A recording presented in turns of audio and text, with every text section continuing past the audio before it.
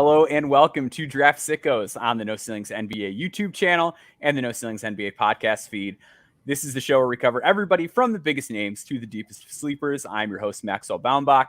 This week's guest, we have Keandre Ashley from Hoop Intellect. If you follow the NBA draft space at all, you were probably familiar with him, especially if you're on YouTube. The Hoop Intellect YouTube channel it's elite. It's one of the best places to get scouting information, get caught up to date on boards, individual players, scouting reports, things like that. Keandre, thank you so much for being here. Yeah, man, appreciate you having me on.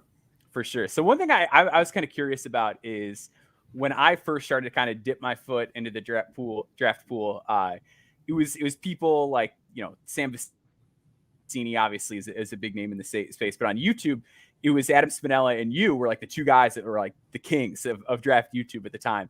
What kind of got you into basketball as a whole, but specifically the scouting space in making YouTube videos, kind of detailing your thoughts and findings and things like that?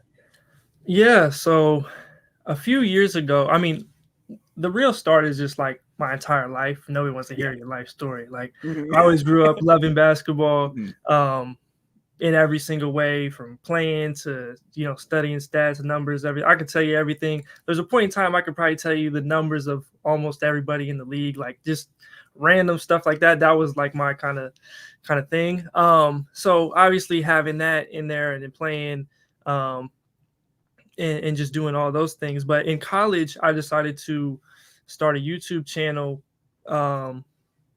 and I called it Hoop Intellect, but I wasn't really sure what I wanted to do with that exactly, or what direction it was going to go in. I liked to do a number of things. I didn't know what exactly it was going to end up being, but I did some draft writing and things of that nature. I wanted to get better as an editor, so I had to work on my Adobe Premiere, Photoshop skills. So I ended up doing a lot of highlights. I wanted to bring viewers to the channel so I could have that, because it's so difficult to start a YouTube channel from scratch. Anybody who's even tried knows how hard that is, especially when you're not very good at it at that moment. So I was doing all that kind of stuff. But in 2020, I decided to take some of the scouting reports and written draft work that I used to do and put it into video form. And they honestly didn't take off immediately. It was kind of a slow grind. Some of them would get like 50 views, 60 views, but it was something. It was more than I was getting at the time on just random highlights, or at least the information-based videos that I was getting at the time. Because before that, I did like Alex Caruso highlights or Jonathan Isaac, Ben Simmons passing, and those would go in terms of views. That Alex Caruso one got like 700K. But yeah, so getting into the draft stuff, I started to go from there. And then as the kind of buzz and the views started to grow, I just kind of went all in on, working on making all the videos better, but also from just like a scouting perspective, talking to other people in the community, studying what they like to do and they bring to the table, kind of taking pieces of that and putting it into what I did. So that was kind of the real impetus from it. And then I've been kind of doing that since. And then, just trying to get better at everything, making mistakes, getting better here and there along the way. So that's kind of the gist of how I got to this point now. For sure. And if anybody is like somehow by chance not familiar with your work, I highly recommend checking it out. I think you do a phenomenal job just from I'm not great with YouTube stuff. Like that's something that other people on our team always handle and take care of. So from like a video and an editing standpoint, it always looks great, always very polished, very professional. But I also just think like from an analysis standpoint, you do a phenomenal job. Like you've done a great job with early identification on talent. Your boards have been great. Your reasoning is always really sound. So just kind of the best of both worlds. Great video editing, great content, but also very, very informative and a great way to catch up on the draft. If you're somebody, especially who's like not, following from the outside, it's easy to digest. And then your individual videos are a lot more thorough. So whether you're looking for something that's just like, hey, I need an overview of who's in this class, or if you want to like go deep and get a real dissection of a player, it's great for that too. So make sure you're checking out everything Keandre is putting out over there. This week, the format, we're going a little bit different. So we want to talk about some guys that unfortunately we're not going to see for a while. We had a slew of injuries that kind of took out a bunch of top prospects in this class, unfortunately. So let's start with Alexander Sarr, who's playing for the Perth Wildcats. He's going to be out for a little bit here. Number one on my board was number one on the board that you just released recently. Where I kind of want to start with this conversation is what has Alex Sarr in the number one spot for you personally? And a lot of people are kind of down on this draft. They're saying, this draft isn't very good. So for context, like where would you have ranked Alex Sarr in some of the last couple drafts, just for context and how good of a prospect you think he is? Yeah, so I think in the last several drafts, he would be more comfortably in that like 5 to 7-ish range, somewhere in there, and then maybe like high end depending on the team. Like you get into like 4 somewhere in there. Yeah. I think when you look at him as a prospect, just obviously the defensive versatility, the things that he's able to do on that end of the floor is kind of a lot of what you're looking for from a modern big man. And I think that's where like the most appeal of him as a prospect comes. But then you also look, athletically and what he can do offensively in terms of flashes. Obviously, he's still an 18-year-old playing in the NBL, which is a solid league. So he's kind of figuring it out. And just you look at his like per minute production, just points wise, it's pretty ridiculous. And given the context of that team, and then kind of just still focusing on some of the vets and him not getting like the full, here are the keys, like a LaMelo Ball or something, and they're just running offense through him or something like that. I think you look at all the combination of things, him just being able to potentially stretch the floor and put the ball on the floor at times, make a play, and the growth that he's made from OTE to now. And you just kind of look at all those combinations, and he's one of those guys. Obviously, there are some still concerns in there, like positionally, and if he doesn't shoot it well enough, where do you put that and how that fits in with him strength-wise, and if he can handle playing center at the NBA level. So you got those kind of pieces, but I think in this class right now, he's the number one guy just for kind of those reasons in comparison to everybody else. For sure. Yeah. I think you guys hit the nail on the head. And especially with like that range. Like I feel like last year I probably would have had him in that like 6'5", 5 to 8 range, like just right in there. I do think in this class he's a pretty comfortable number one to me. Like I don't want to say that nobody can knock him off the throne depending on what happens between now and then, but I think that if it does come together, the value proposition of what you're getting out of him is huge. Because like you mentioned, the defensive versatility, I like his frame a lot because he is 7 feet tall, or 7'1", I think is his listed height. He's still on the slim side, but he's got those broad shoulders. And like even compared to what he looked like in OTE, I think he's really started to put his body together well. Like I am pretty comfortable with him playing the center position eventually in the NBA, even if maybe he is a bit more of a 4 out of the gate. I think the 3-point volume for a player his age is really good. Like just like on a per 100 basis, the amount of 3-pointers that he's attempting is really high. So even at 28%, not a number that's going to blow you away, but for a young big man, that's still an above average number for a big man prospect. So I think the chances that he shoots are between the volume, the willingness to take the open shot. I kind of think he's going to get there as a shooter. I kind of like his ability to put it on the deck. I think is the other thing that really stands out and separates him from me. Even guys like Mitch Creek, who's like a vet in that league, that's more of a traditional wing who got a cup of coffee in the NBA. Like Sarr's been able to blow by a guy like that. Really like his touch inside.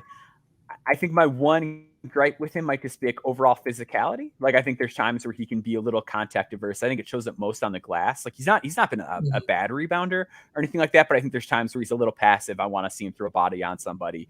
He can get bossed around inside a little bit when it's time to rebound. But defensively, like he's just getting into so much with his length. And I think that it's really started to show up his feel and awareness in pick and roll settings, where he's just taking away so much with how he's using his length. Yeah. There's not an easy pass to the roller. He's still kind of walling off the rim. There's not an easy place to get with him on the court when he's a big man in a ball screen setting.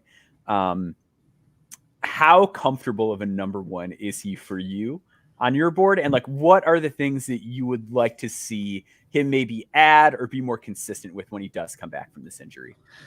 Yeah. So he's, at least for the time being, he's comfortably there. I think there's room for some others who maybe have a little bit of a higher ceiling in terms of like creation, who could I could see them like in the second half of this season being able to convince over what he does and he brings to the table.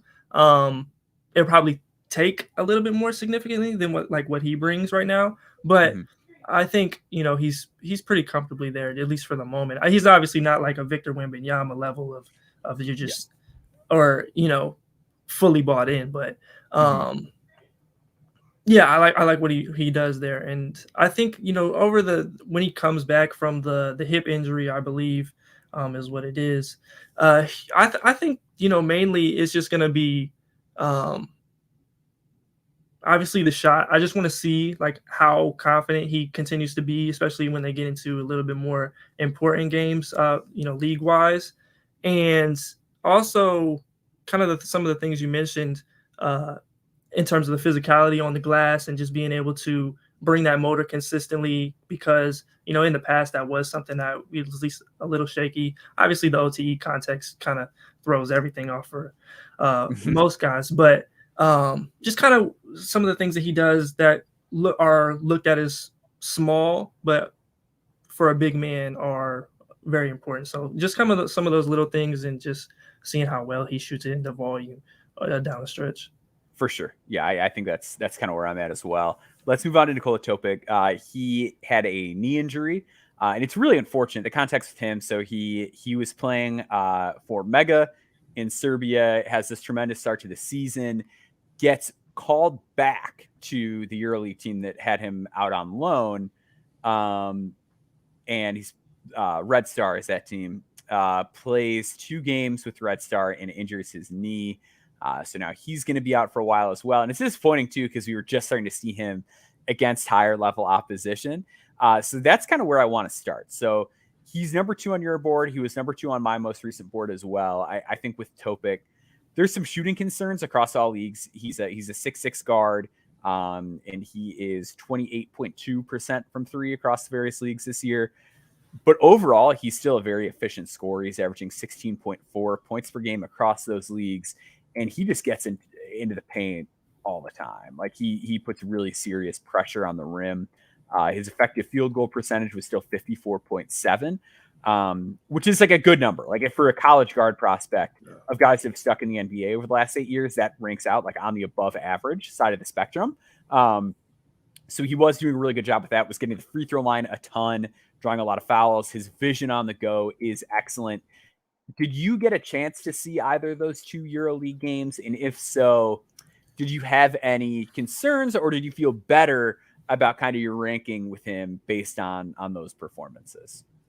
Honestly, I didn't really take too much from it. Obviously, it wasn't like a huge sample. And those first couple games, when you're in such a new situation, young player, and you're playing like a different role and behind like somebody like Teodosic, who is like point god out there. Yeah. So I was just trying to see things out, feel things out based off of what he showed. Obviously, there was some things in kind of his handle and just picking his spots just a little bit better, and understanding the level of defenders that are in front of him, and just the scope of the defense as a whole. But I was, pleased by some of the drives he had, some of the passes that he made in those limited minutes. Obviously still want to see him defensively and see how he looks there, especially on ball and just handling those players. And just kind of the emphasis that he takes in the where is more important in this sort of level and stage. But yeah, I didn't take too much like overall based off of the sample that we had seen before. I just was kind of interested to see what the 3rd, 4th, 5th game looked like, but obviously that's why it's so disheartening, right? Like it was so, I was really fired up. Like I thought this was going to be such an interesting situation, because he'd been dominant in the Adriatic League, and now we're going to get to see him against a better level of opposition, and we just get this kind of taste of it now. Unfortunately, due to injury, it's kind of taken away. So in those 2 games, he was 2 for 5 in one, 1 for 3 in the other. He did have 4 assists in one game and 3 assists in the other, and 2 combined turnovers. So 7 assists, 2 turnovers in those games. I feel like, I don't know how much to take away from it either. I thought there was some issues, I think, to me, like you mentioned the handle, I think that was definitely part of it. But it just felt like his rhythm and getting used to the speed and like knowing kind of how and when to explode and how to attack out of a ball screen. Like that seemed like it was a bit of an adjustment. You could kind of tell he was feeling out that sort of thing, but his recognition, quickly recognizing when off-ball defenders were slipping up or out of position, like that stuff was all really there. Defensively, I thought you were spot on. Like his recovery and just like defensive first step do look a little bit slow against the better caliber of competition, and it wasn't a strength for him before. So that's going to be really interesting to monitor when he comes back. I think for me, the two things that I want to see when he comes back, and it's so tricky with it being a knee too, is how is the jumper going to be looking? Is the shot going to, continue to progress? Because it's been sort of up and down. I think at one point he had his percentage up closer to around 34%. Now it's back in this 28 range. And then also just defensively, and it's going to be tricky, obviously, like moving around on a knee when you get back. But what are you kind of hoping to see at the EuroLeague level when he's back? Yeah, so I think you hit on most of them. Obviously, I kind of want to see just matchup wise what he does defensively, like where they put him as one thing, and just all the other elements that you already mentioned. Obviously, the shot is going to be key, especially because I think there's like he's at least capable of shooting like pull-ups. Like you see him back out on switches and do that type of stuff several times. Obviously, the percentages went down over the course of the season. But I do like the confidence, and he's at least gotten into it pretty smoothly. Whereas we can look at somebody like Isaiah Collier, where it's not necessarily the same level of ease or confidence in some of those shots. So definitely want to see that piece of it if he's able to get those opportunities, reading how they're playing him in pick and roll, and also some of the in between stuff. Like, will he get to? Obviously, you have different opportunities and ways to problem solve in a pick and roll depending on how they're playing you. Can you get to the line, draw a foul all the way, or do you need to get to the floater as that shot, just depending on how they're playing him and what big and personnel is there. But I do want to see some of that because it felt like at times he kind of forced things at the rim or get into miss opportune or not the greatest of angles at the rim. Yes.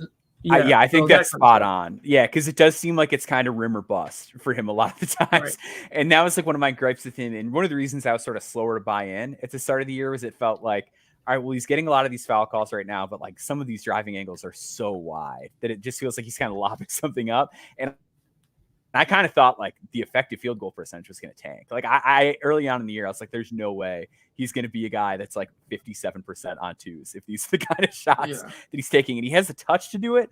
But I think that was one of those things that we saw at the EuroLeague level is it's like, all right, now you're getting an even worse angle. Like now it's even tougher to get where you want on the court. How do you feel about the 3-point shot with him? Because I agree with you. I feel better about it with Collier. And like Topig has like this great free throw shooting track record too. He's 88% on free throws across this season. Something I've been kind of like thinking about with him was a guy like Tyrese Halliburton was like a poor off the dribble shooter in college, but he's really good off the catch. And I almost wonder if that can be like a path for him is like, he might not be the most explosive, the most dynamic, but at least if he can have gravity as like a second side guy to use that shot fake and then get into stuff, even if he's not like the most dangerous pull-up guy, is that something that can help kind of compensate for it out of the gate? How would you rank on like a scale of 1 to 10? How confident are you that he's like an average NBA shooter? Yeah, I think I would probably go with like 6 or 7-ish. Mechanically, I don't think that there's too much to like gripe about. I think that he's solid there in that perspective. Obviously, you want to see it up closer, but I think that there's viable mechanics there. And then again, back to the pull-up, like he shot it so confidently in a couple of different settings and against different teams that I am at least confident that he's going to improve in the future. So like you were saying, if he can just be somebody who is able to knock down, that's going to change like a lot of what he's able to do and lineups he's able to play with. If he can just become a little bit more capable of a catch and shoot 3-point guy. He was 27% there playing with Mega. So, I mean, there's only 33 attempts. Yeah. Mm-hmm. So that's just going to be something that I'll watch for too. But if we're just looking at the pieces and then like looking more of a long-term lens, especially given his age, one of the youngest guys in this class, I think that there's at least reason. And again, going back to the free throws, there's reason to have a little more confidence in it. Totally. So we've touched on Isaiah Collier a little bit. Let's kind of hit him pretty quick here. So Collier, USC point guard, listed at 6'5", 205, 210, really strong frame physically. Real kind of tough go of it for him. He has this big opening game against Kansas State, gets rocketed up to number 1 on a lot of boards. Has dealt with turnover issues all year, but they really started to get to people, I think, a lot more when his outside shot stopped falling. And then people are like, all right, well, now he's turning it over. He can't, struggling to shoot. Not a great free throw shooter. Defensive effort comes and goes, like weirdly a pretty poor rebounder, like has a defensive rebounding percentage below 8. So like Rob Dillingham, like someone who gets knocked for his size a lot, actually like a much better rebounder than Isaiah Collier. So that 8% defensive rebound rate, like historically, we're talking about guys like a Davion Mitchell or like a Bryn Forbes more. Like those are the kind of guys that rebound in that tier. So very odd given his frame. But like has this really nice kind of run right before this injury. He has a game with 7 assists and no turnovers against Cal, 4 assists and only 2 turnovers against Stanford. Like it really felt like he was clicking. Had a down game against Washington State, but it really felt like maybe he was turning a corner again, and now he goes down at this injury. Where was Collier on your most recent board? I feel like I've seen a lot of people really all the way out on him. I'm not there yet. Like I still think he's a really interesting prospect just because of those physical tools, and when it's really gelling, it's awesome. He's great at the rim, can kind of get wherever he wants a lot of the time. Where are you at with Isaiah Collier at this point? Yeah, so I believe I ranked him 9th on the most recent board. Yeah, so around where I am. I think I've got him like 11 or 12. Yeah, he's still in that kind of that sort of TBD group of prospects where I'm not like all the way in necessarily, but I'm just kind of seeing what happens. So that's why the injury was so kind of devastating, like you were talking about, especially with this USC team. If Boogie Ellis is going to miss time and they're going to have no, if anybody watched that game yesterday, it was rough. They have no real options for offense, at least in that second half. That was brutal.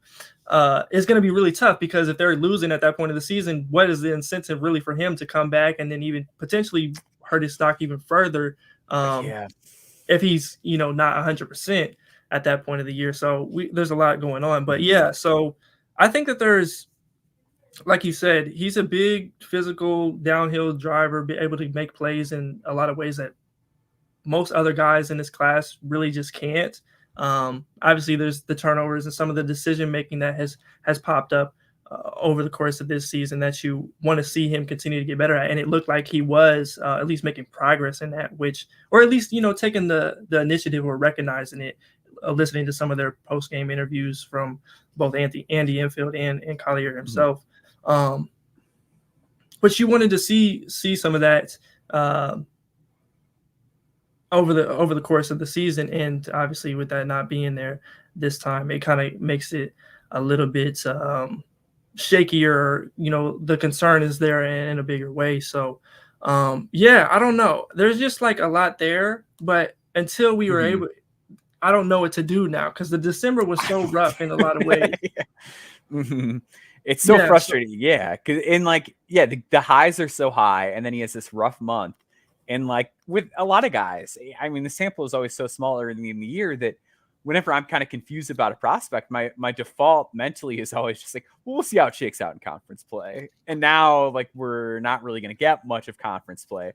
And I think to your point too, that is a phenomenal point that I hadn't really considered much, is that like, is he going to even come back? Because this is a USC team that struggled quite a bit. They're probably not a tournament team, even, the way things were headed before. And if that's the case, just like, is he going to rush back? Like, he's probably certainly not going to play in the new version of the NIT with a bunch of high major teams in it. So is it going to be a thing where he just sits it out? That's interesting. I'd be intrigued to see how that goes. I think, so just like it's some of the similar things with Nikola, like, we want to see what he does as a shooter. Obviously, he had that good game against Stanford where he went 3 for 4 from three and hit him in a couple different ways. Some of the in-between game stuff I think is really important for him, just being able to take them. And it's also like connected to some of the turnovers, just knowing when to drive full speed and learn to play with a little more pace in the pick and roll and navigate tight spaces a little bit better, because he can kind of go 0 to 100 and then things, whatever happens from there happens. If you cut off that baseline and he's not able to make that pass to either the corner of the window, then things start to go a little bit haywire. So, or there is a pass there on the interior, he's not necessarily able to make those at the highest clip that you want to. And obviously, some of the bigs take some responsibility for that. But some of those things I wanted to see, and then also the defensive, just bring it a little bit more. Some of the stuff there, you just, for any player, not just a prospect, like just a college basketball down to high school, whatever, you got to be a little bit more attentive and bring it and take on some of those challenges. So that was all the stuff I wanted to see. But now that we're kind of stuck in limbo.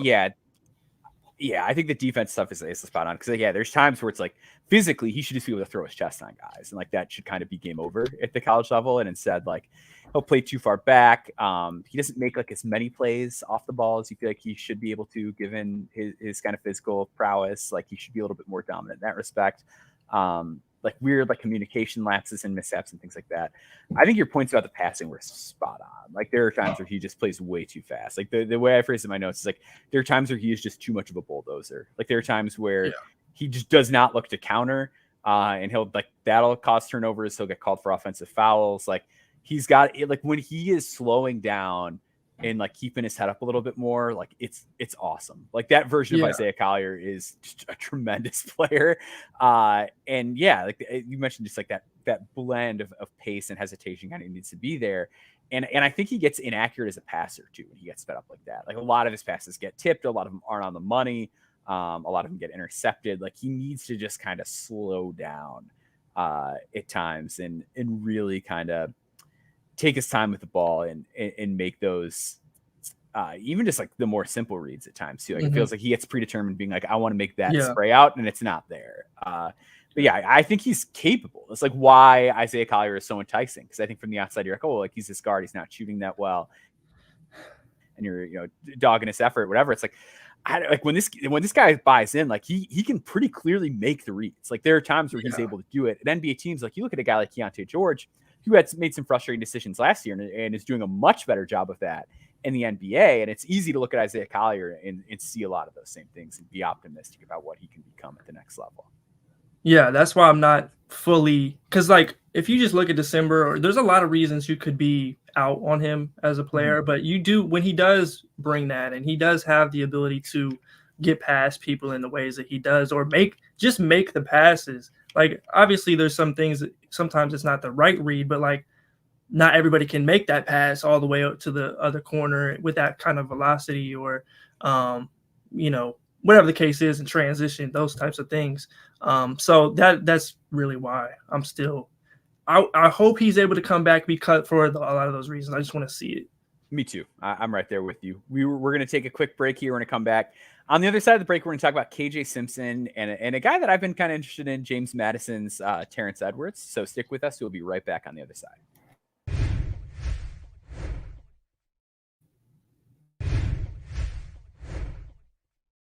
All right. So I'm going to throw it to you and your guy first here. Whenever we're putting together the show, whoever the guest is, I'm saying, who's the guy that you've been focused on, working on something about, or just a player you've been kind of thinking about a lot. And the player that you brought up is KJ Simpson, who is a 6'2" guard at Colorado. Had sort of an up and down year last year. Like, started really hot, then dipped a little bit. This year, he has been phenomenal. Averaging 19.3 points per game, almost 5 rebounds a game, 4.2 assists to 2.1 turnovers, 1.9 steals, and he's doing this all efficiently. 51.4% from the field, 46.2% from three, and 86.7% from the free throw line. What have you been seeing with KJ Simpson, and what made him a guy that you kind of want to bring to the table and talk about here? Yeah, so I've been watching a lot of Colorado stuff for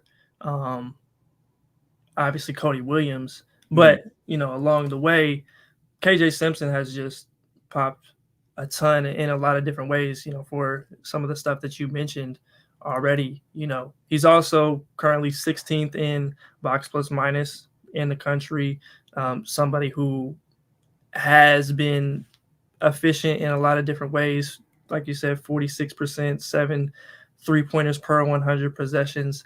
But really, I think on the broader scale of things, the reason I've been sort of impressed for him, or I think that he should get a little bit more notoriety, is just some kind of the year-over-year improvement right now. Yes. Like you said, he was hot last year in the beginning of the year, kind of tailed off quite a bit in his first year as a starter and getting more of those minutes and responsibilities. But if we just look at, let's just start with his finishing from last year. He's at 49%. It was one of the biggest areas that he needed to make an improvement on. He still showed some of the craft and those types of things as a driver, but right now from 49% to 60% right now, and it's at around 61% in the half court. So we're seeing a substantial jump there, right?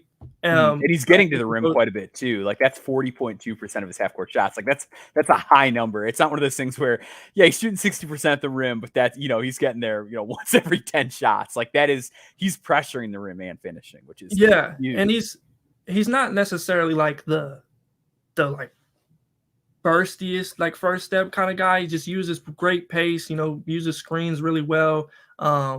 He does have a good first step, I would say, and just is able to use his off arm to, get downhill and past defenders and everything like that. And he has a good handle. So we look at the finishing that he's made over year. Look at the off the dribble numbers. Obviously another, again, capable of getting to certain spots on the floor and shooting those shots, but 29% total, 29 for 99 on the year, up to 39.6%, nearly 40%. He's made 21 shots off the dribble, jumpers so far this year, just 8 less than the entire year last year. And then also, I think one of the things that's maybe the biggest or most significant is just his ability to play off the ball and off of, the way that their offense has worked this year, just kind of moving it around, playing through different people, some of the weave stuff in motion.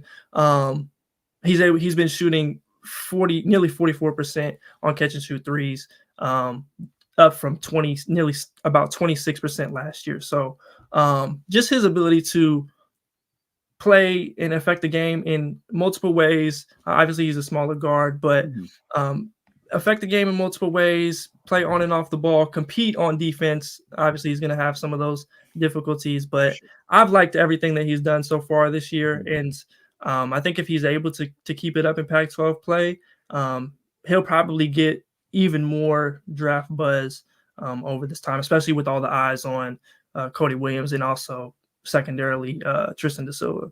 Sure. Yeah, I'm right there with you. I think he's a guy that I probably had too low on my last board. I would probably have him early second round at this stage. I'm kind of with you on like the small guard thing. It's really tricky for those guys to navigate. What I will give KJ on the defensive end is I think his hands are tremendous. Like he's really, really good with his hands and he's very quick. Like, does he at times gamble himself out of position? Like, sure, but I do think he's a very competitive player. I think he's a very sharp player on that side of the floor.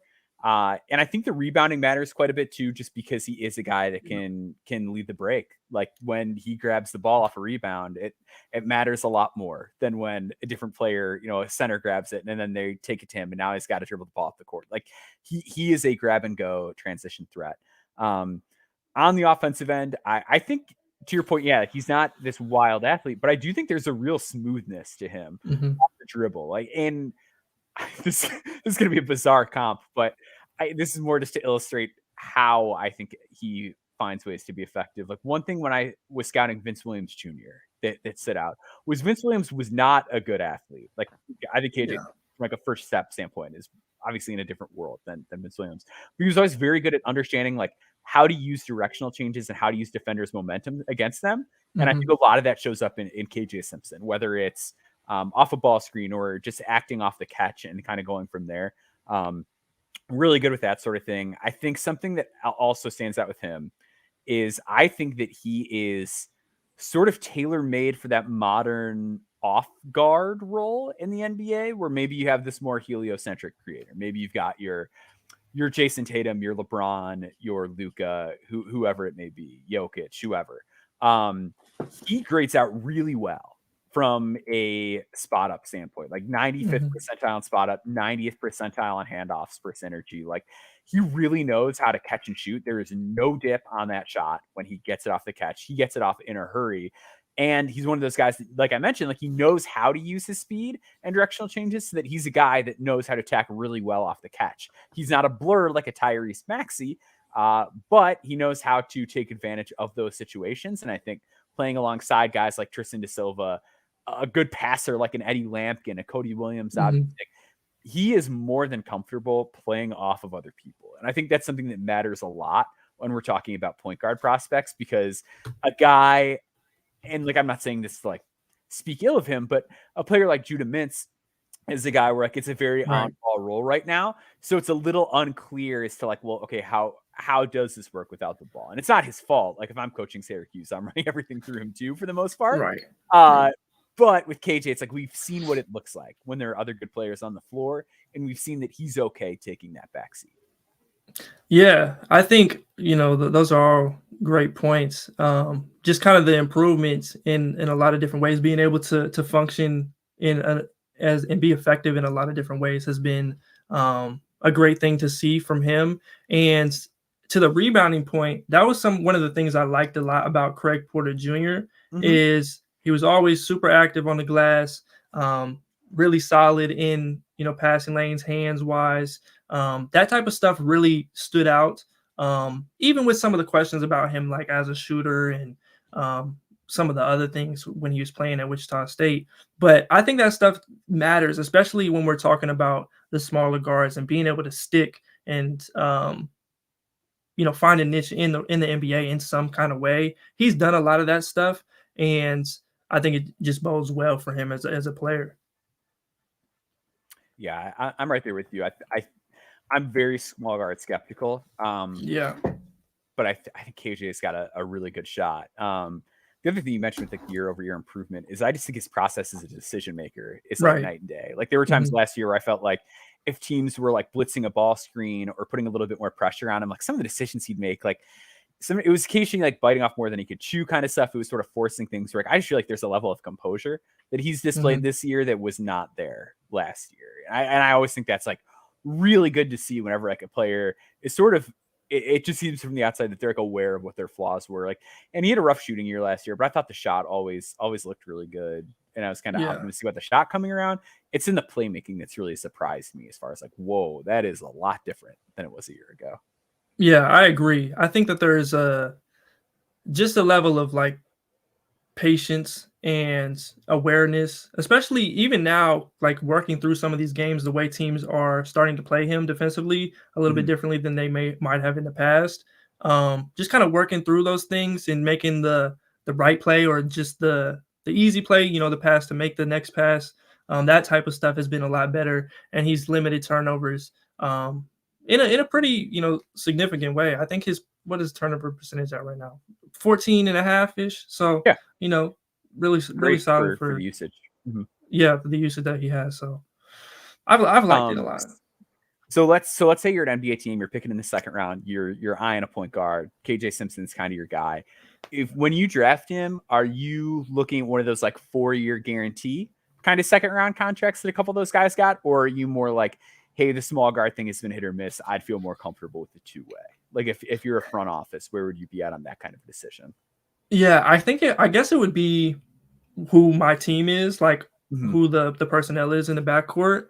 But I would probably, just small guard wise, I'm probably leaning 2-way. That's where I'm at too. Yeah. Yeah, but I don't know. I guess we'll see. Also just the personnel. Well, yeah, because that's going to be a big factor. And then I think, like, how many guys stay in is a factor, too. Like, if we have a situation like last year, everybody goes back, like, there's a world that he could work himself in the first round. That might not matter at all. So it's going to be interesting to monitor and kind of see how he finishes up the year, because I think he did a really nice job, especially when they were kind of down multiple starters to kind of lead that offense. I love his confidence and his swagger too. Like I know that's like a really old man take, but I really like when I feel like a player is confident and believes in themselves a lot. And I get that vibe from him too. So let's jump over to Terrence Edwards here. So he's the guy who I wrote about this coming week. So by the time this is out on podcast feeds, that article will be up on NoCeilingsNBA.com. This is more occasionally I write about guys. I'm like, this guy's way underrated. Like, we got to talk about this guy. Edwards is more of just like I really like watching this guy play, and I want an excuse to watch more of the film. To me, and just to be kind of straight up and honest about where I have him, he's a guy that's been like the 70s and 80s for me.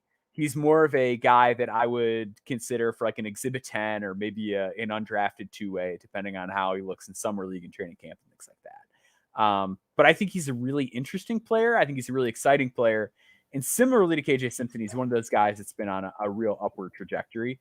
Was not highly touted coming out of high school at all. Was a 3-star recruit, no high major offers. Sort of plays this bench role at James Madison. Even for most of last year, he was 6th man of the year in the Sun Belt last year. This is his first year as a starter. His team has a tremendous record. I believe they are either 15-1 or 14-2, something along those lines. Yeah, 15-2 on the year. I've been ranked as high as 18th, and he's been the leading man for them.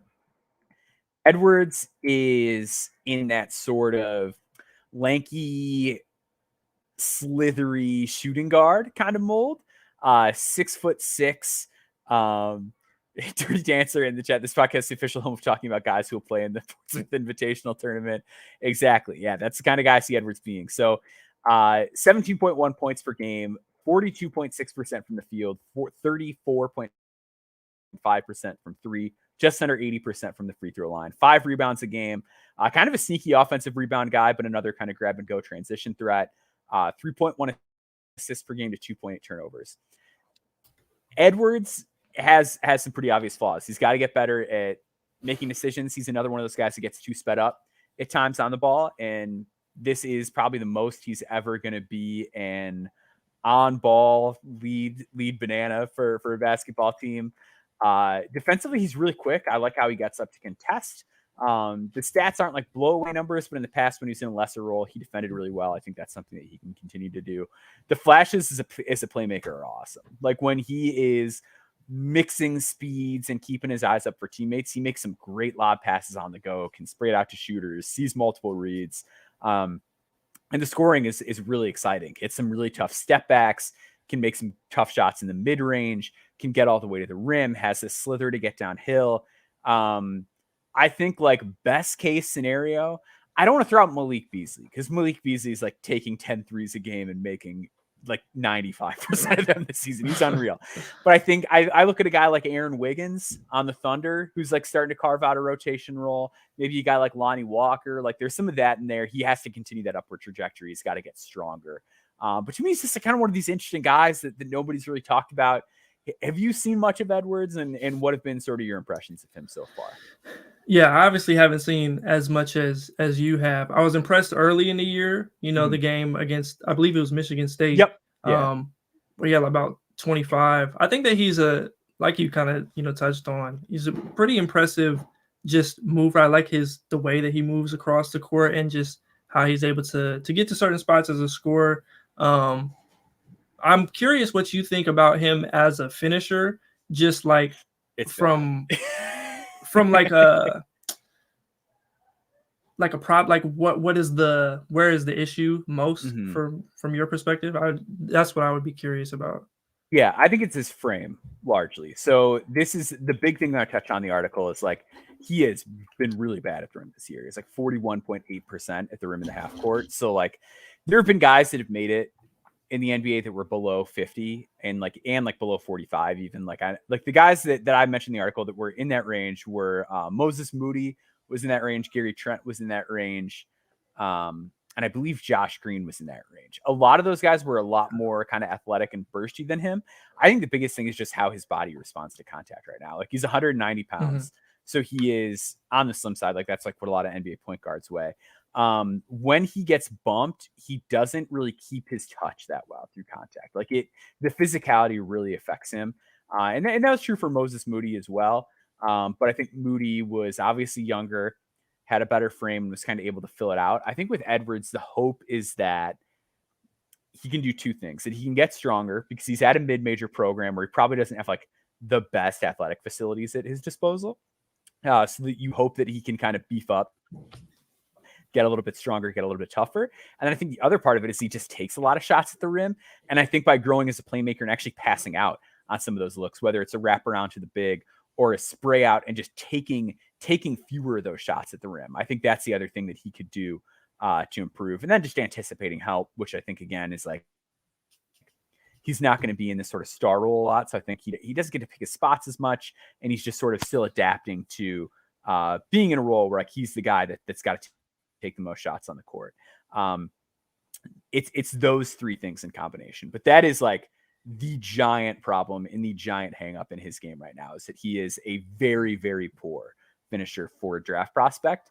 My other big kind of concern with him is that this is like a difficult player type to rise above the pack being. Like a lot of these guys that have sort of forward size will sort of just continue to get second chances in the NBA. So a guy, I'm going to kind of go through the players list. Like a guy like Cole Swider, like doesn't stick with the Lakers, but the Miami Heat pick him up because he's 6'8", he's got a good frame and he can shoot.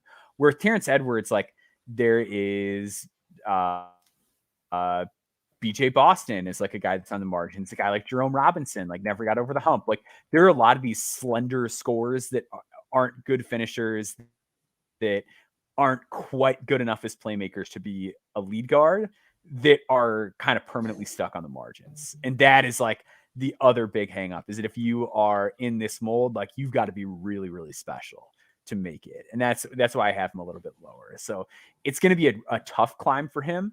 But I think with the sort of slither that he has and the ability to kind of work his way to his spots, if he does get stronger, I think he's got a real shot at it. But that's kind of the big caveat that I throw out there, is like he's really got to get stronger.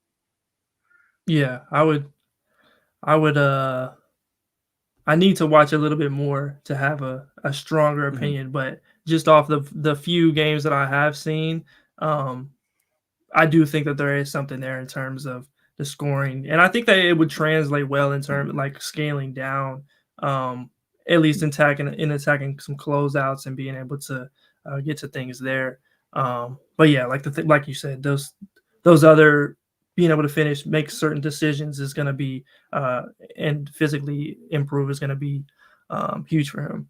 Yeah. And I think it helps too that he's been like really good off the catch from three the last couple of seasons. Like, yeah, he's 45% off the catch from three this year. He was around like 39 off the catch last year. So like that is an area of his game where like he can have that second side gravity that'll help him at the next level. But yeah, the strength just really has to get there for him to kind of get him over that hump. We are going to take our final break here, and then we're going to go into some sleepers that have been catching our eye lately. I'm really excited. You brought some really fun names to the table here. So we'll be right back on the other side of the break.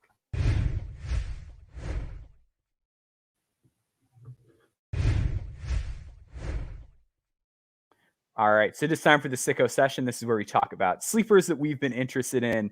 The first thing that you brought up here was a player on Syracuse. You mentioned them earlier. Malik Brown, who is a very interesting player, 6'8" wing, real length on him. Kind of does a little bit of everything. For people who maybe have only paid attention to Judah Mintz or haven't seen a lot of Syracuse this year, give people the breakdown on who Malik Brown is and what makes him an interesting prospect. Yeah, so Malik Brown is kind of that. He's kind of served as their do-it-all forward in some respect. You know, really solid athlete, being able to affect the game in a lot of different ways. And my thing with him, like he just almost had a 5x5 the other day. Who was that against? It's Boston College. He was like a good team this year too. Like it's not like he did this against like a bottom feeder, like low major team. He did it against a real team. Exactly. So that was and he's been hot lately. It wasn't just that game. You know, obviously they had a rougher game against North Carolina yesterday where they got smacked. But before that, having 26 against Duke and, really scoring really well on the interior, at a really high level as a sophomore this year, being able to kind of serve as a, somewhat, help side guy and being able to just kind of move around and be a live body in a lot of different ways for them and be impactful on the glass in a lot of ways. He's been kind of just so they need more of from different positions, but more of what he brings to the table for them to like get to that next step. And he's been a bright spot for them outside of Judah. So NBA wise, I'm still kind of not necessarily all in on him. Sure, yeah. And that's what we're doing with this segment. Like a lot of these guys are guys that like might be a couple years away, like guys that we're just sort of interested in. And I think that's completely reasonable. I'm in sort of similar place. Like I think he's fascinating. Like it's so like reductive and old man to say, but like he's just a winner. Like he's one of those guys that just does a little bit of everything that they need on the court. I think it helps too that he's listed at 6'8", and he's one of those guys that just absolutely looks his listed height. Like there's some guys that you see and then like they stand next to a guard and it's like, I don't know if that guy's his listed height. Like Malik Brown, I'm confident is 6'8" or very close to it. Arms look super long. Just constantly generating steals. And one of those guys that might not be the biggest body, but you put him on a big and he's going to take on that challenge. He's got a real toughness to him. I think his passing is stellar. Like one of those guys where he's averaging 1 assist per game on the year, but like you mentioned, like almost had a 5x5 the other day. Like you get him in the right settings and like he can really make some good decisions. He sees the floor really well. Love what he's able to bring as a passer. Had that same toughness carries over inside. He's 73.3% on twos this season.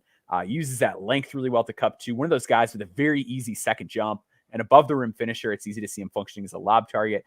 I think, to your point where it gets like tricky from the NBA standpoint is just like, what exactly is the NBA role? Right. Because like the energy for who doesn't really shoot is something that's kind of going away. Exactly. He's 88% from the free throw line. He's only taken 7 threes on the year. He's made 2 of them. So like not terrible. Is the jumper kind of the thing that like you would want to see to more buy into the NBA fit like in the coming seasons? Is that like the main thing that you would say you're looking for? Yeah, that's far and away number one on the list, because if we start talking about him shooting more threes in the future, like not even honestly making them at a high clip, just improving mechanically and just a little bit more fluidly within their offense and just taking them off the catch, we have a different conversation with what he's able to do and bring. I think that's kind of the same thing with like a JT Toppin that I'm kind of looking for long term in terms of like the NBA role of that mold of player, because it does get difficult, at least in the modern NBA, for them to have a spot. But yeah, that's the main thing that I would be looking for. But like you said, with the passing, I've liked a lot of that. And just in terms of the flashes, doesn't always end up in assists. I need to look up what Syracuse is in assists as a team, because I can't say that I would guess it's very high. But yeah, so I think you kind of hit the nail on the head too when you were talking about how like the percentage doesn't need to be crazy high. Like the volume just kind of has to get there, because like obviously like, there is a league average number from 3, but the reason it's league average is because there are guys who are below average because they have other things they can do on the court to compensate for the fact that they're not the best 2-point shooter. And I think Malik Brown could be one of those guys with that interior toughness, the offensive rebounding, the defense. The shot, just like looking at it on synergy, it's not like broken. Like it's not one of the shots that you see and it's like, oh, that looks terrible. It's just kind of slow. And it's just, I where the confidence is with it. That's got to come along. But I do agree that I think he's one of the more interesting long-term guys, because if the shot does speed up and it's something that he takes a little bit more confidently, like that type of forward is a guy who's on a lot of winning teams. Like he's just got to be a little bit more willing with it. I'll kind of hop to this player next, who's one of my sleepers this week because he's also sort of a shooting concerns guy. That's Matt Cross on UMass. He is just a guy who does everything. And he's got an NBA body. He's 6'7", 225, can really get up, can finish above the rim, big impact on the offensive glass, like offensive rebounds, like a power forward, good defensive rebounder. lot of savvy in terms of playmaking, both for himself and other people. Like has this sort of deep counter bag to get to spots inside, but also really sees the floor well. Has an assist rate over 20 on the season. Turns it over a little bit, but I think part of that is the lead playmaking role thing. But 62.5% on twos because he just is able to get where he wants by hook, by crook, by effort, by craft, whatever it is, he's going to get there. Averaging almost 3 offensive rebounds a game. Big impact on the defensive glass as well. Really good defender, great feet, good toughness, very hard to move, which I think is something that matters a lot. Guards up well, has the feet to guard down. It's just kind of the shot with him for me. Like he's got a BPM of 9.4. Like this is a guy who just like really clearly knows how to play, has the steal rates, the block rates, like everything you could want in a player is there. It's just the shot. He's 31% on the year, taking 2.8 per game.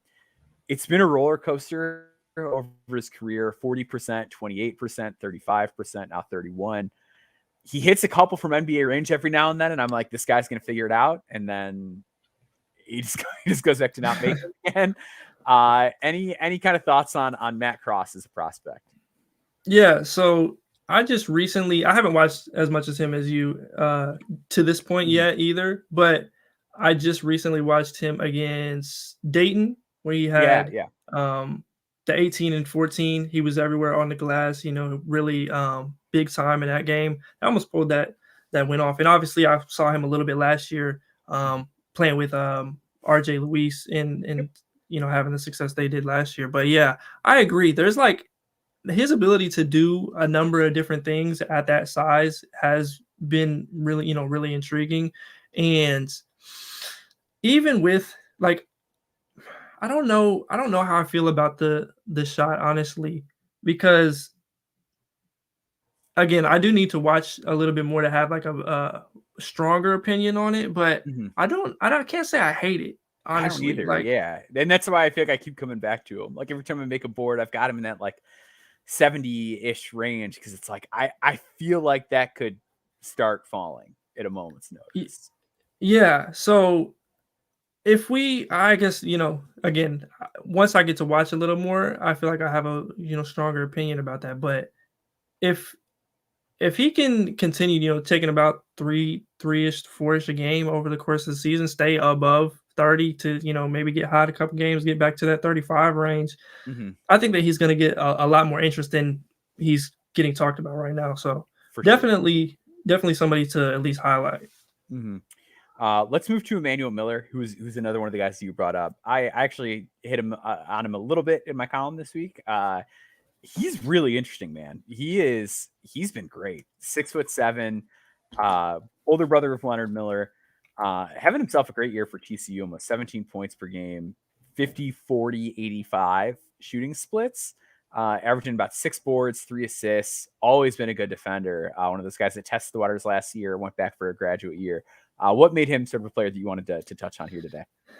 Yeah, so if people don't know, also he is the older brother of Leonard Miller. I know a lot of people big fans of his over the last couple of years. But really just with him, it's pretty simple, right? He's one of the highest motor energy guys that I've seen over the last couple of years. And when you match that with some of his defensive versatility, being able to guard at least 2 through 4, even 1 through 4 at the college level sometimes, just the way that he's able to move laterally and, make plays on the defensive end. And you match that also with some of the stuff that he's done offensively, just kind of getting a lot of gimme buckets on the offensive glass, on cuts, and doing all that stuff, and also improving as a three-point shooter over the last couple of years. Now that's the key for him to being able to stick and actually make an impact at the NBA level in some way, like maybe not even being in a rotation, but like getting on a roster. That's going to be the key for him. But when you look over when he started his career, where he was at as a shooter, the stuff that the improvement he's made also from the free throw line this year, the last couple of years, like he seems like a guy. He's 5th in scoring in the Big 12 right now. He's taking on the the bigger role this year and kind of running with it, which is something I like to look for. And the efficiency has stayed up to par in the roles that he was in the past. So I think we look at a guy who has real NBA wing / forwardish type of size. He's a good athlete, can defend in multiple positions, brings energy. It's just can he shoot it, and he's going to have an opportunity. That's the guy that's the easiest to find a NBA home. So that's really just it for him. And he's been doing it in the Big 12 too. The last 3 games against OU, KU, and who was the other one? I'm blanking. They played somebody else like pretty legit the other day. Houston was who they played in their last game. Yep. And they would have ran the table on all 3 of those teams if it wasn't for the officiating in the end of that KU game. So, which was brutal. Right. Yeah, it was really bad. So like he's been doing it. He's been phenomenal. I think with Emmanuel Miller, like the conclusion I came to, because I sort of dove into the film a little bit more after you brought him up, because I'd watched what was the first of those games? The Kansas game. And I was like, oh man, I got to do more work on this guy. And like at a certain point, there's a level of like size, motor, and feel that I'm just not really comfortable betting against. And I think he has all 3 of those. Like he's so smart as a passer. And I also wonder, like, TCU has been a dreadful shooting team the last 2 years that like you almost wonder, it's like, was everything 3 assists a game? Like, would that number be higher if he was on a team that had like one guy that could shoot on it? Like I really feel like that could pop in an NBA sort of role. Very good on the offensive glass, like just kind of like Leonard, like a lot of that same stuff like that. Just hey, if you're not paying attention, like I'm gonna outsmart you, I'm gonna sneak in and I'm gonna work my tail off and get it on the glass. The shot is a little tricky just because I'm not quite sure what to make of it. But like you said, like this guy came to school as a non-shooter. Like his freshman year at Texas A&M, 14% from 3, 61% from the free throw line. So for him, even on low volume to be where he is, the measurements aren't like awesome. Like I think at elite camp, he had like a 6'9" wingspan. Was around like 6'5", or 6'7" or so or 6'6" without shoes. But I look at like the role someone like Josh Okogie has played, and I'm just kind of like, I think Emmanuel Miller could be that. Like I do think there's that kind of role for him, even if like he's not this knockdown guy from 3. So I think there's a real path for him, even if like with him being a graduate, with the shot being a little bit of a question, like maybe he doesn't hit the super high end starter outcome, but there are some real like very positive role player outcomes that are in the cards for him too. Yeah, I've honestly just been like, I didn't even rank him on the last board, but he's like right there for me on the in the 60s as somebody who could move up depending on things. And I honestly like at a certain point, you can make an argument, you can throw him in there because those guys are there's like such a limited amount of separation between them. But yeah, like you said, there's just too many things there. Some of the stuff that he's able to do as a passer, late in with the ball and being off of cuts and just as a driver that I've liked a lot. And I just think he has the pieces.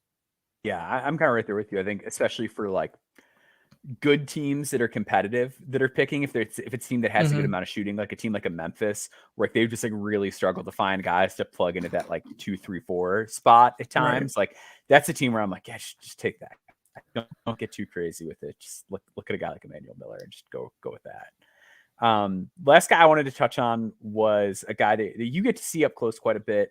I know you've been to a couple Oklahoma State games this year. Brandon Garrison on Oklahoma State. I just did a piece for No Ceilings Plus, our premium service. Go subscribe if you've not already, called Spreadsheet Sleepers, which is the series I've been doing, kind of using analytics in past prospect data to kind of find guys that are statistical outliers or meet certain criteria of NBA molds. And a guy who jumped off the page in that respect was Brandon Garrison.